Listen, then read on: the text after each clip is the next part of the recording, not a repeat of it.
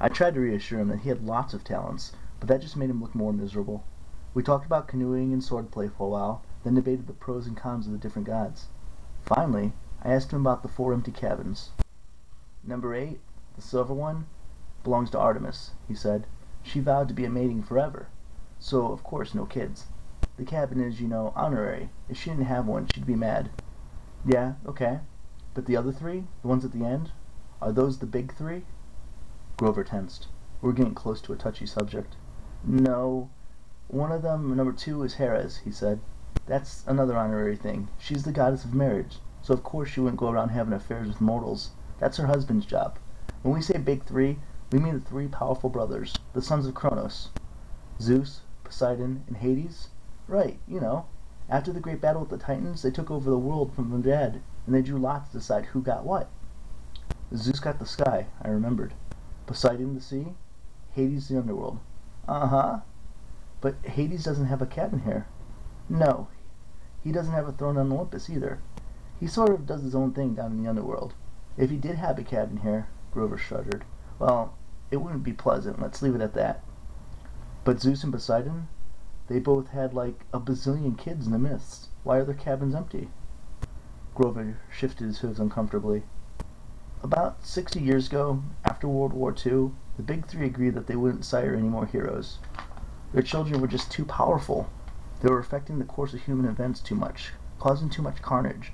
World War II, was basically a fight between the sons of Zeus and Poseidon on one side, and the sons of Hades on the other. The winning side, Zeus and Poseidon, made Hades swear an oath to them that no more affairs with mortal women. They all swore on the river Styx. Thunder boomed. I said, "That's the most serious oath you can make?" Grover nodded. "And the brothers keep their word? No kids?" Grover's face darkened. 17 years ago, Zeus fell off the wagon. There was this TV starlet with big fluffy 80s hairdo. He just couldn't help himself. When their child was born, a little girl named Thalia, well, the river Styx is serious about promises. Zeus himself got off easy because he's immortal, but he brought a terrible fate on his daughter.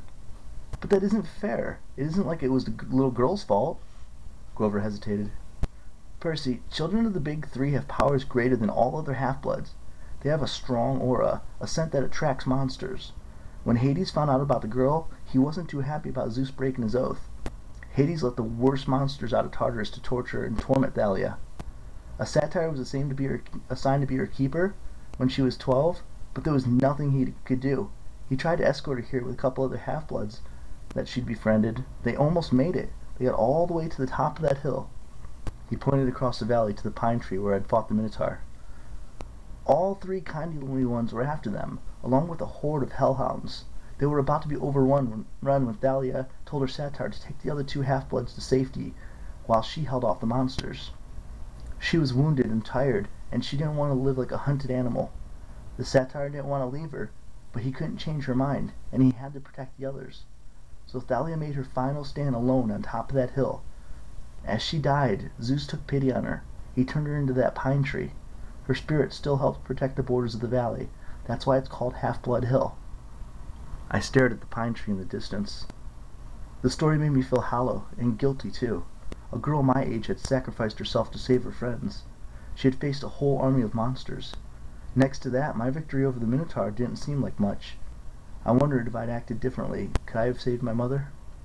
Grover, I said, have heroes really gone on quests to the underworld?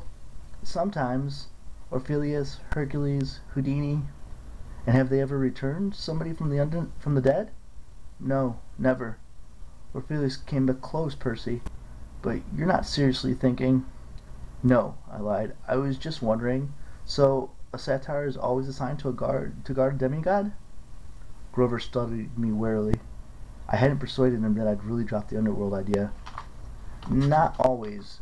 We go undercover to a lot of schools. We try to sniff out the half-bloods who have the markings of great heroes. If we find one with a strong aura, like a child of the big three, we alert Chiron. He tries to keep an eye on them since they could cause really huge problems. And you found me. Chiron said you thought I might be something special.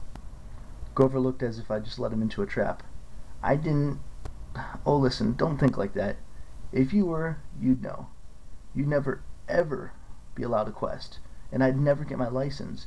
You're probably a child of Hermes, or maybe even one of the minor gods, like Nemesis, the god of revenge. Don't worry, okay? I got the idea he was reassuring himself more than me.